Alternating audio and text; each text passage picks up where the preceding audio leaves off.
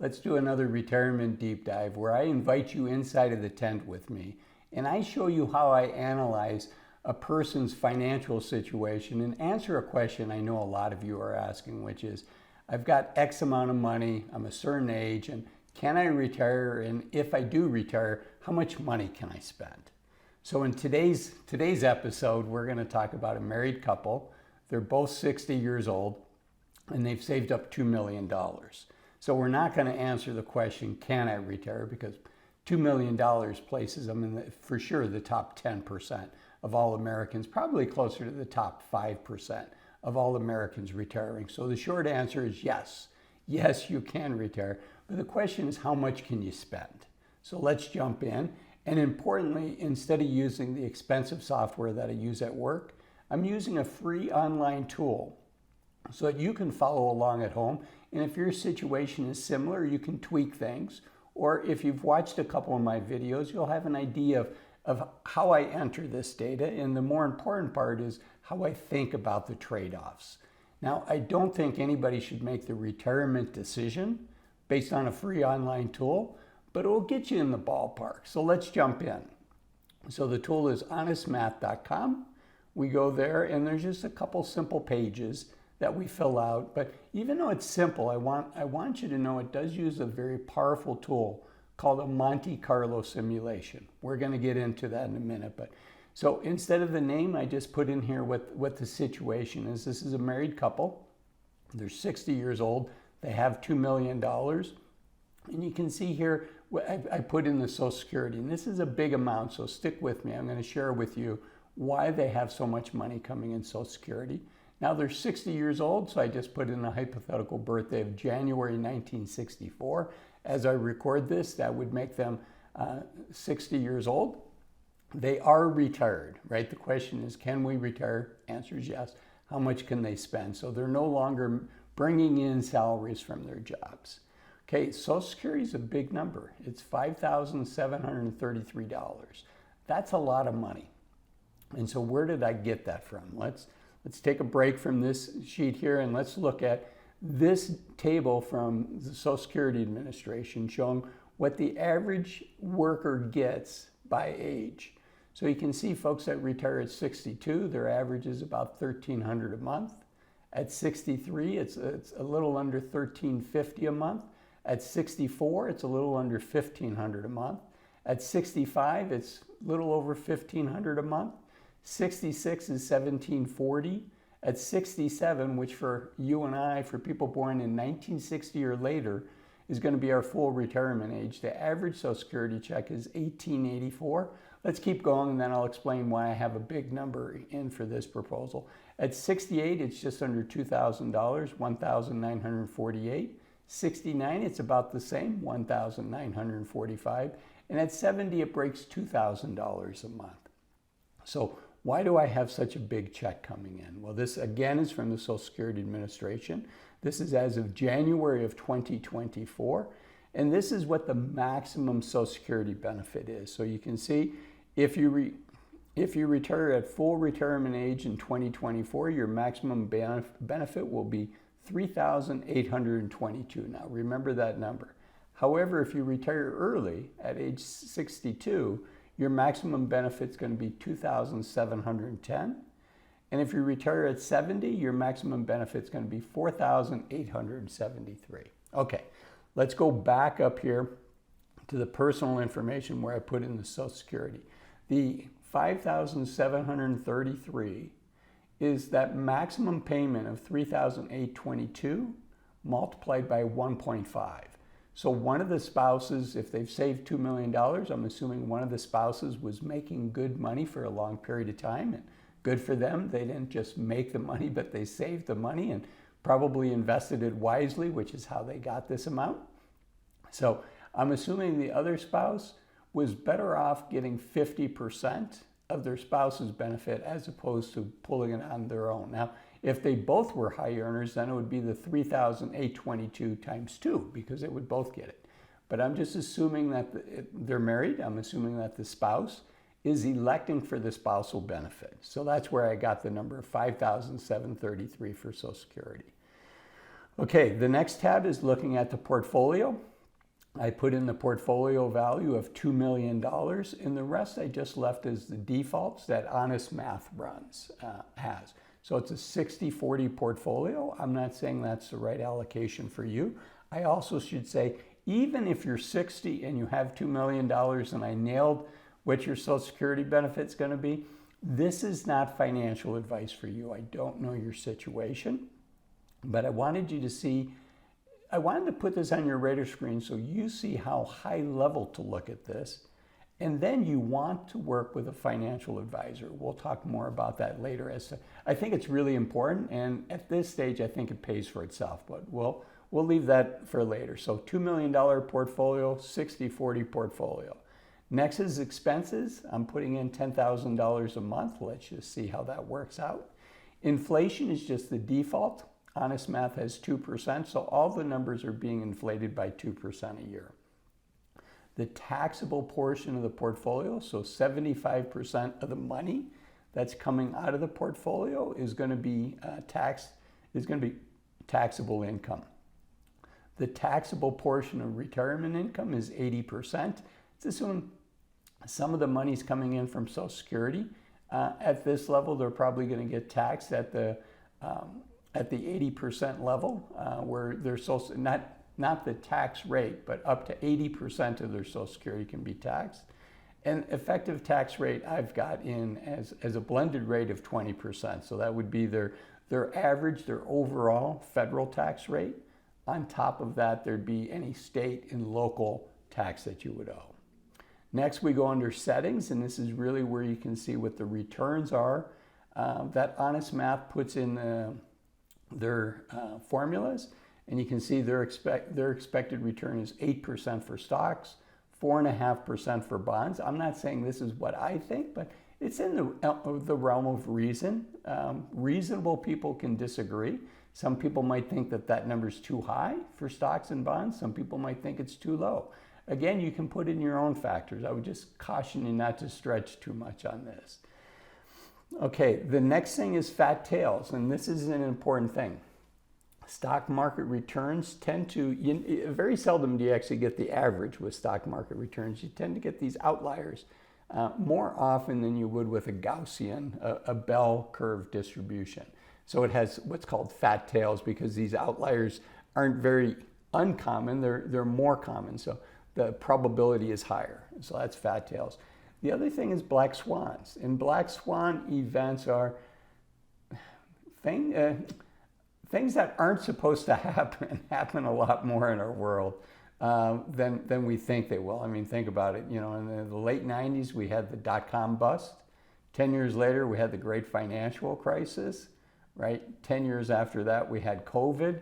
So we've had these big events that are supposed to be once-in-a-lifetime events. And, you know, so far I've gone through half a dozen of them. I'm sure you've gone through half a dozen as well. Those are black swan events. I did not check the box. And the reason is I can make any plan fail, but that's not what I want to do here. I want to say, you know, this is a reasonable situation to evaluate it. Again, if you want to really be startled, click that box and say black swan events, which might be a good decision. I can't say. Anyways, so we put all this data in. Again, they're spending $10,000 a month, $120,000 a year. They've got a $2 million portfolio. Really, their only income is coming off of their investment portfolio early on because I do not have either spouse taking Social Security until full retirement age at 67. So for the first 7 years, all the money's coming out of their account. Okay, let's see how they did. So this shows you the simulation. And you can see here, this isn't awful. I will say that I don't have many clients that would say, sign me up for this program. But let me tell you what we're seeing here. The upper end of that pale blue curve, remember the Monte Carlo simulation? It's just a statistical way of taking actual stock market returns and trying to simulate 10,000 different lives, right? We each get to live our lives, and we are going to be one of those lines. We might be that dark blue line. We only get to live one of those lines, but if this chart was not so neat, you would see 10,000 different lives. So there'd be all kinds lines here. And the upper end of the blue, the pale blue, those are the lucky people. Those are people that are in the top 20%, so the best 2,000 outcomes out of 10,000. The bottom of the blue line, the pale blue area, those are the unlucky people. Those are the people that, the 2,000 people that did the worst out of the 10,000 simulated lives. And then you can see the dark blue line, that's the median line. So that's the 5,000. So half of the lives did better, half of the lives did worse. So, you know, about half of the cases, they almost run out of money, which is why I say I don't have many clients that would do that. Importantly, the unlucky people run out of money before they're 82. Now, same situation, exact same statistic, it's just luck of the draw, same portfolio, same allocation, same investment returns hypothetically being put in, but the lucky people are passing away with almost $4 million. But you can see over half of the people are passing away with less than $500,000, and some people are running out of money before they run out of life. Okay, so this is probably what like a 30% likelihood of success looks like for a financial advisor sharing this with their clients.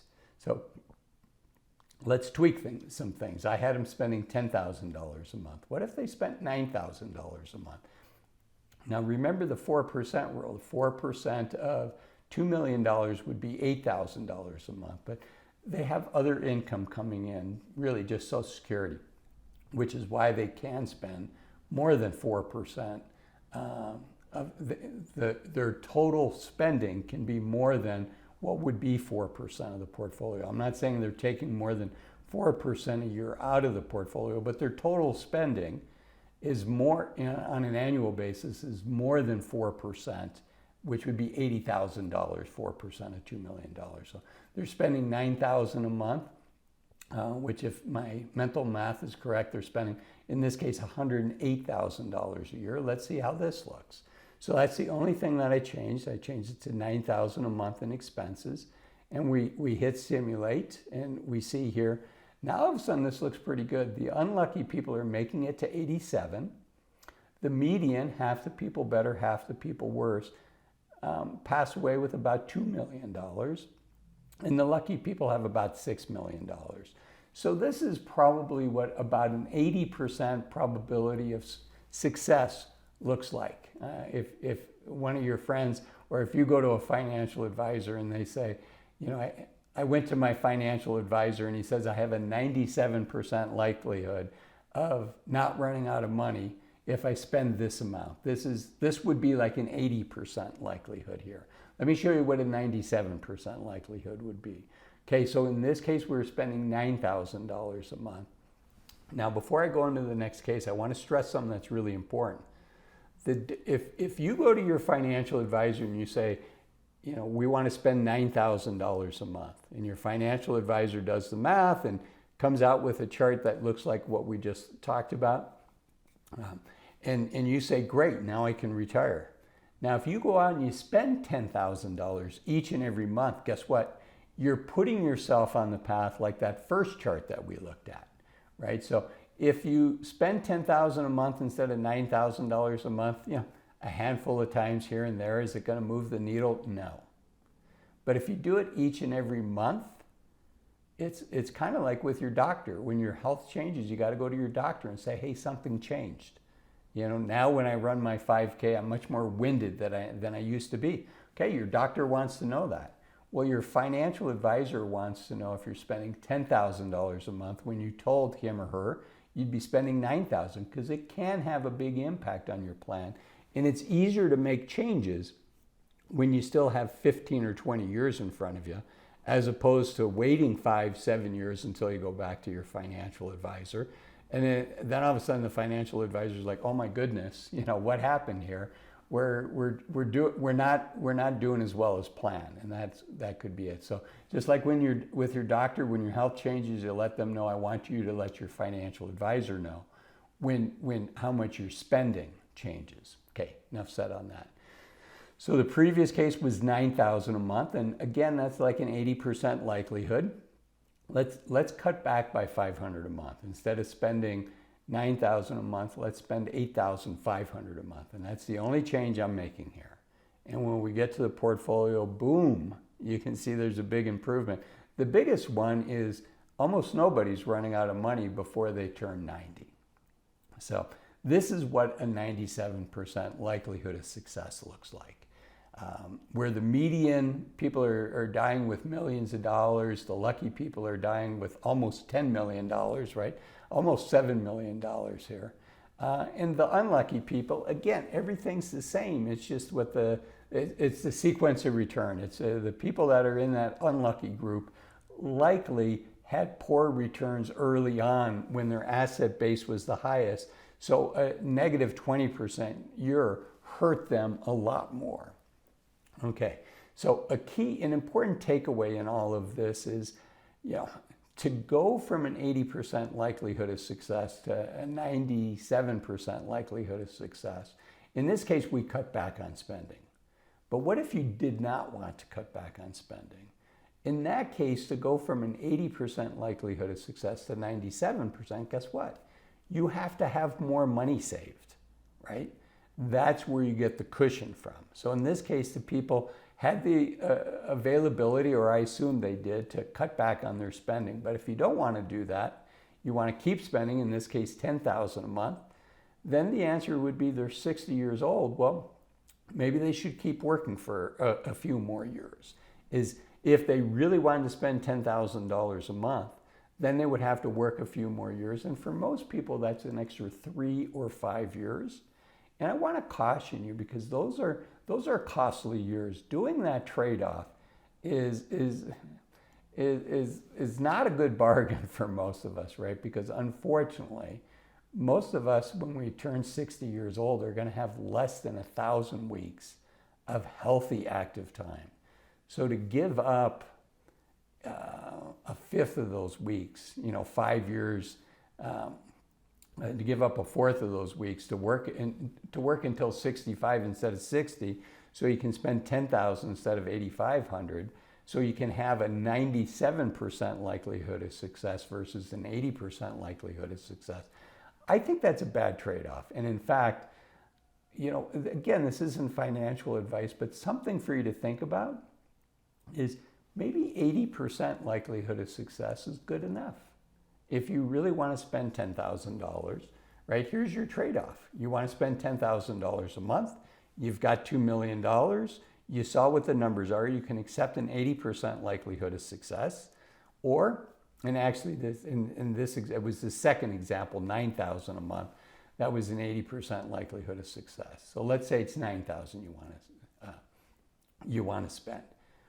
So you can do $9,000 and have an 80% likelihood of success, or you can keep working 3 more years, 4 more years, 5 more years. If you do that, you have a 100% likelihood of losing those 2, 3, 5 years of your healthiest, most active time. You have a 100% likelihood of that happening because you're giving those years up. Where on the other hand, you have an 80% likelihood that you're going to end up passing away with millions of dollars anyways. And so why trade off something enormously valuable to gain something that you probably won't need that extra cushion? So how do you do this instead, right? I have a lot of peers, a lot of industry veterans with me that would say, hey, Azul, tread carefully here, and I'm trying to tread carefully. And that is, it's this trade-off. And if you take the 80% likelihood, so you're spending $9,000 a month and you say, I'm not going to work 3 more years, and I realize instead of a 3% chance of failure, I have a 20% chance. So what do? In those first 5 years, if the market's really negative and you suffer from that sequence of return risk, then you cut back. Then you have to adjust things. Or maybe you take a part-time job. But to give up those healthy years for a hypothetical cushion that you may or may not need, I don't think is smart. And on that subject, I think it's important to consider retiring as soon as you can. Once you're in your 50s, I think 30s is too young, but once you're in your late 40s, your early 50s, think about retiring as soon as you can. And the reason I feel this way, I share in this video up here. It's my most popular video. I've had over 1 million views on it. 5 reasons to retire as soon as you can. I'll see you in there. Thanks for watching this one.